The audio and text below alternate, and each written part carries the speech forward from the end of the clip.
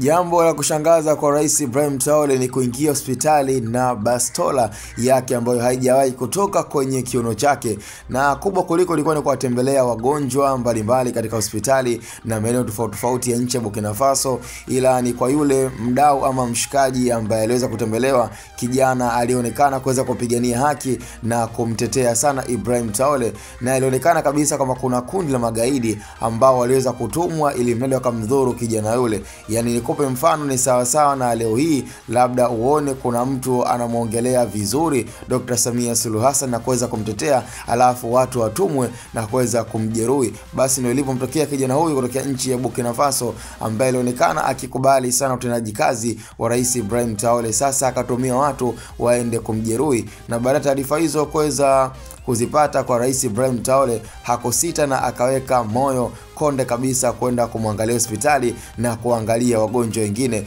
Ila katika jambo ambalo pia lilikuwa ni gumzo ni baada ya kuonekana kabisa mwamba kokote anapoenda basi bastola ni lazima iwe kwenye kiuno chake. Yani hajali anaenda sehemu gani, yani hawazi anakutana na nani, hata akutane na mtoto mdogo, yani manake bunduki bastola itakuwa iko pale pale kwenye kiuno chake. Nafikiri hatujawahi kupata majibu na ni kwa nini amekuwa akifanya hivyo, lakini kwa jinsi hatua aliyofikia Rais Ibrahim Traore ni lazima ajilinde maradufu. Yani ile self defense ya kwake ni ya lazima na ya muhimu, kwa sababu kwa sasa hivi haonekani tu kama rais wa nchi ya Burkina Faso, bali anaonekana kama ni rais wa Afrika ambaye anatetea uhuru wa Kiafrika. Na of course yale ambayo amekuwa akiyafanya tunayaona na jitihada zinaonekana kabisa, hata katika zile nchi za nchi na katika mabara tofauti wamekuwa wakiona na wakimheshimu sana Rais Ibrahim Traore ambaye kwa sasa yupo kwenye uadui na viongozi wengi sana ambao wanatamani kuweza kumuondoa kwenye kiti cha urais. Kwa taarifa tulionayo na tunaamini na tunaendelea kumwombea